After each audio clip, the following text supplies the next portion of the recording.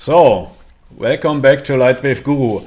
My role is today to play the bad guy, yeah? And I show you something about that video. So, Lightwave 3D hosts a video and that video would be explained in what way the depth of field and Octane work with a target, yeah? And then here would be explained in what way it works, yeah. So and what he do is the following: he use a scalar node, you can see it here or in the video later, and drop it in the focal depth, yeah. And after that he go in the graph editor and build with the expression modules that with that scalar node you can steer the focal depth. But that's much too complicated also for beginners. Nobody knows that. So that's the reason that my video have then the same name, and the same name is Octane Auto DOF, depth of field with target. So let us take a look in my scene here, for example. That's my example scene. That's simple a car, and I tell some people that my car setup, my bullet car setup, you can quickly bring to every car model. So we see now here the Tesla Cybertruck with bullet physics, and he drive in an environment for tests, and I test the spring damping and all that thing that it looks then good, yeah. So that's the simple scene. So if I now start the renderer, you would see it's in bad condition, yeah. So I have not really a good rendering at time, and the simple reason is that's only for technical testing, yeah. So let us start now the Octane EPR, so that we have an output, so that we see something, and I can then explain in what way you can build that auto target depth of field in Octane much easier as in the video from the Lightwave 3D guys. Yeah, and the reason is I'm today the bad guy. So you can see here a car, and on that car is a null object. That's that green one there, yeah, that's green one. And that camera target is also parented on the car. So if the car drives, the null object drives with the car.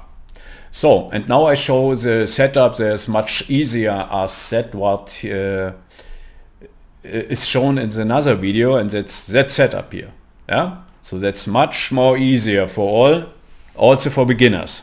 So what you need for them, you need two item nodes, yeah. That's here item node from Lightwave himself, item node. It's not the Octane node, it's a Lightwave node, yeah. Let's call it item node.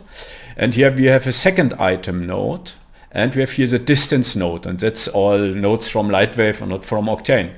And if you put that in the focal depth, you have the same, yeah, what the other video show, but much more simple. So you have here only to search for item node, yeah, click 2 times, then you have the 2 nodes, then you search for the distance node, then you click 1 time and you have 3 clicks, and you have it, yeah, the 3 nodes. Then you bring the world position from the camera target, that's a null object in the scene, to the distance from, and the second item is your actual camera. And that means if you have more than one camera in scene, you can here, if I double click there, then give him quickly another camera, and I have the same effect, yeah. So it's much more comfortable as that other way with expression modules.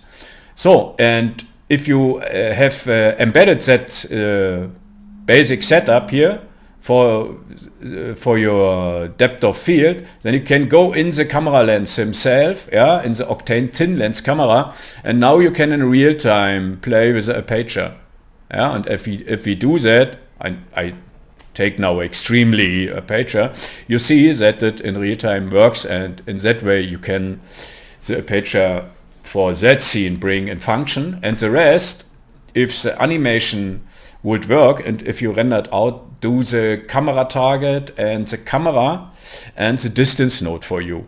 So that's the same principle, the same setup, but much more easier to build and much more easier to change.